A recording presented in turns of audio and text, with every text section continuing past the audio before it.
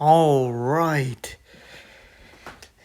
Just like every day teaches us something, so does every week, every month, and every year. Like with the day, we can see that it starts the sun coming up and it gets brighter, and eventually it starts to go down and it gets darker and the night comes. But then it comes back the next day, right? So we see that we wake up, as the Bible refers to sleep as death, or death as sleep. You wake up, you come to life, but eventually you die. You go to sleep at night, but you're going to be resurrected the next day. So you get this constant message of, yeah, you're alive, and enjoy the day while you can. Enjoy your life while you can, because you're going to die, and every day reminds you of that.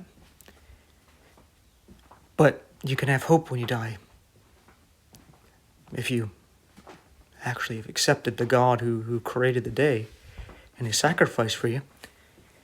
Then he'll resurrect you, right?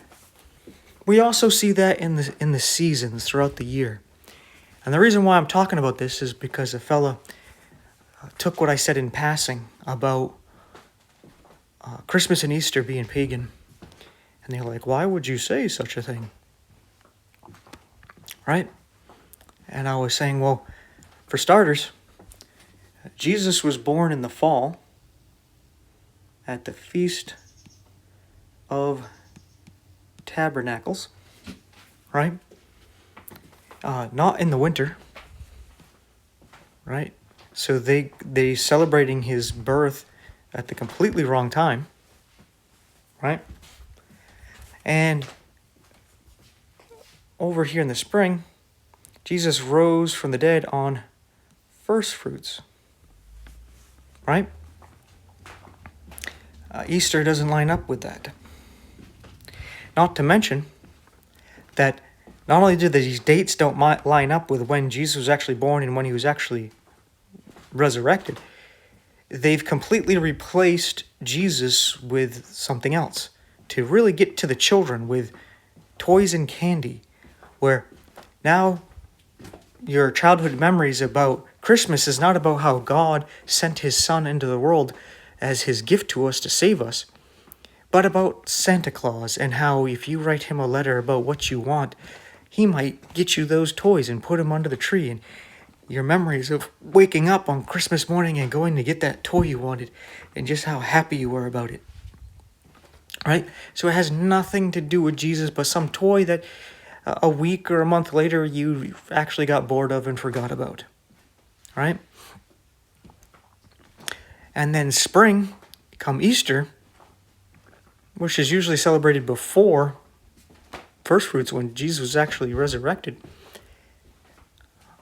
Sometimes it's closer to around the time, but most of the time it's off by at least a week or two. And you have an Easter bunny that gives you all the candy. So a lot of the children, they remember, oh yeah, on the resurrection I got chocolate eggs and all this candy. It was all great in the Easter bunny, right? It has nothing to do with Jesus. And the children, what do they remember about those times? The toys and the candy.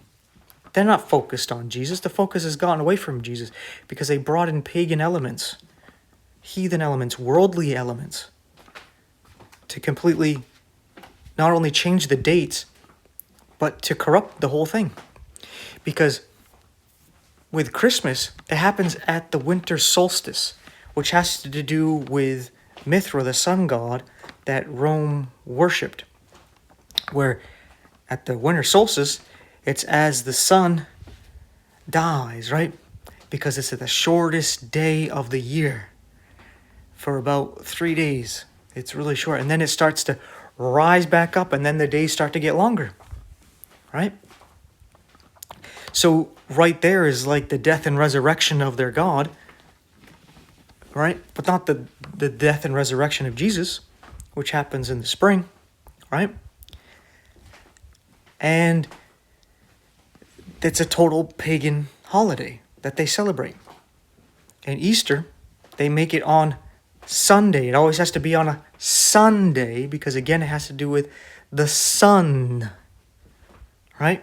And it's more about the birth of their sun god, as it has to do with pagan fertility rites, where you have bunnies and eggs because bunnies reproduce very fast. And eggs represent, having the children, right? You see that there? So, what I want to show you here is how God tells us a story through the seasons. You see, we start off in life in summer. You can say in the Garden of Eden, everything is just plentiful, right? You got the summer fruits. But then there's a fall, right? Everything starts to decay here. But that's as soon as God comes into the world at the fall, right? The fall feast, the Feast of Tabernacles, is most likely the time when Jesus was born. It could have been at trumpets or atonement, but it was right in around that time there where Jesus was born. And it's right at the fall that God joins us. And he goes with us through the winter, right? Through the tough times.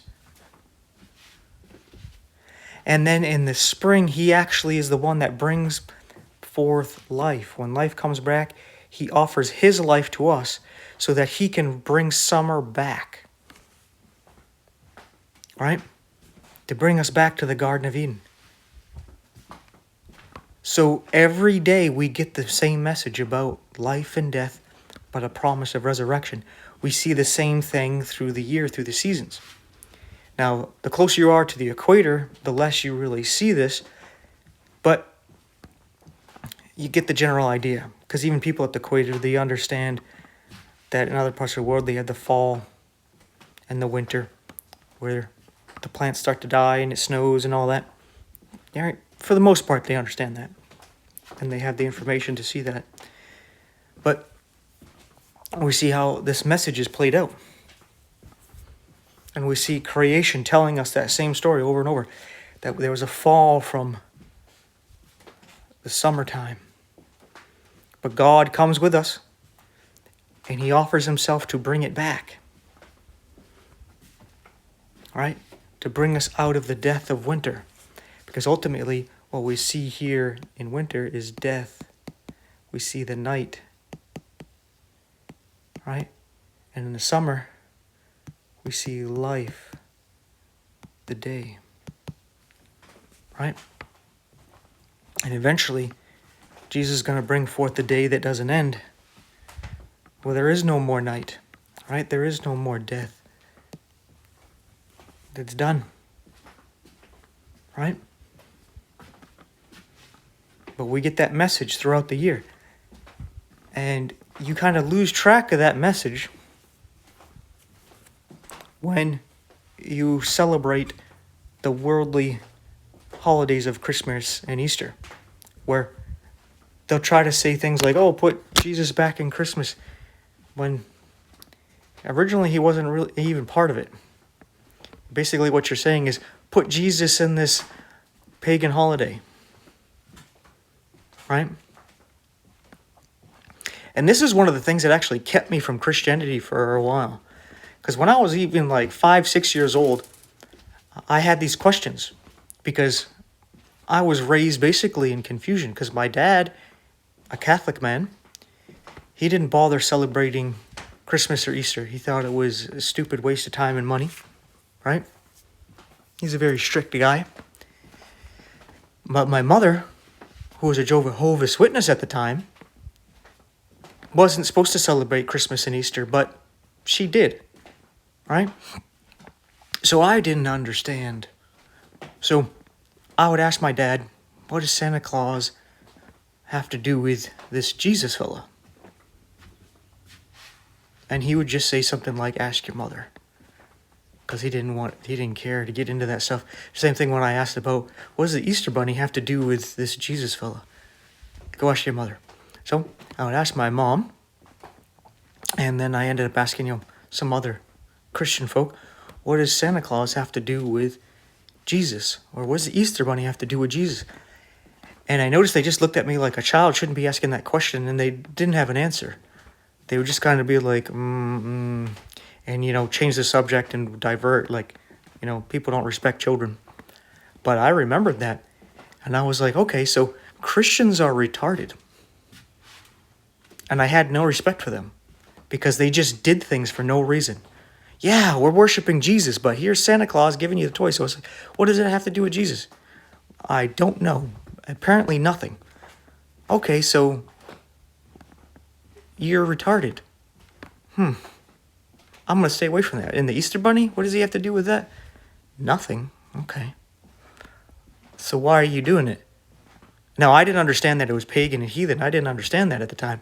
I just understand that obviously this has nothing to do with Jesus, because they couldn't explain to me what it had to do with him. Because I remember people talking about, oh, this is when Jesus was born. All right, this Jesus fella's born. So what's up with this fat red guy jumping down chimneys to give toys? What's this about? This Easter Bunny, what's that about? And that was one of the things that actually kept me away from actually wanting to go to church, want to talk to Christians, or even read the Bible. Because I thought Christians were just batshit crazy. That they just were weirdos that just did whatever they were going to do for no reason. Right?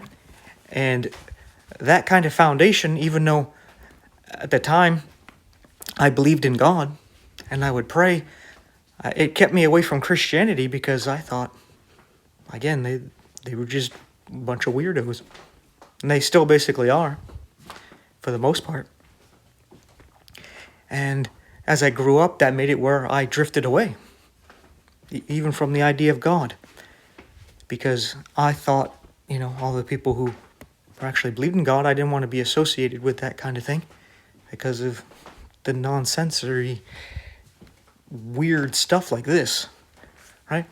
So to other people, they don't think it's a big deal. It's not a matter of salvation, right? I hear that a lot. Why do you talk about these things? It's not a matter of salvation, so just forget about it. Let people do what they want to do. Be like, well, you see, it is a matter of salvation. It kept me away from Jesus, right? And it does for others as well. I'm not the only one, right? So it is a matter of salvation, just probably not your salvation. Yeah, you believe, so you don't think it's a big deal to celebrate these things. But isn't the whole point of being a Christian is to not just be comfortable in this world, but actually to be here to reach others, even if you have to suffer and die to do so? But yeah, you all do the exact opposite. Rather have a comfortable, easy life and not have to do that. Again, showing, you talk about this Jesus guy and how loving and sacrificing he was, but you're not anywhere close to being like that, right? So you're giving off this bad example of basically hypocrisy, right? Not saying that everybody has to suffer and die every day to reach others, but you think if you believed in this Jesus who did this, you would see something a little closer to that, instead of trying to always constantly go for having a comfortable, easy life. And this is actually going to tie into another video I want to do after this about relationships. So I'm going to talk about that. But anyway, with all that being said, you can study this out for yourself, especially about the fall, where you can see when John the Baptist was born, and see that 6 months later, Jesus was born, right? It's just simple things like that. And you can put all the pieces together and see when Jesus was born, but you also can see that it doesn't tell you exactly when Jesus was born, letting you know that it's not important, right? So it's not a big deal celebrating Jesus' birth into this world and when it was, right? Just believe that he did.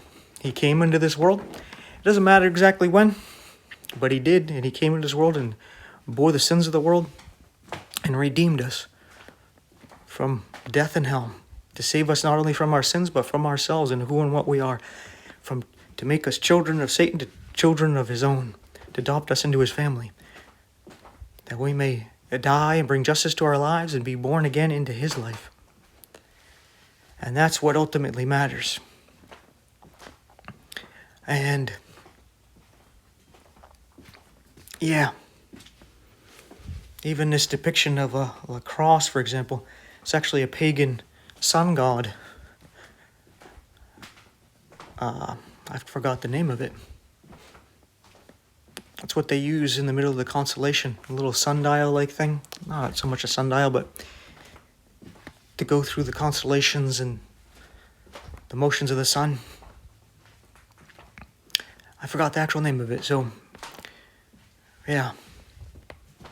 That's why I generally don't use one, for the most part. But anyway, with all that being said, don't forget to do what Isaiah said and seek out the book of the Lord and read it. If you speak English, that would be the KJV. And also do what he said and put line upon line, here a little, there a little, doing what Paul said, studying that word, showing yourself approved unto God, not man, rightly dividing the word of truth.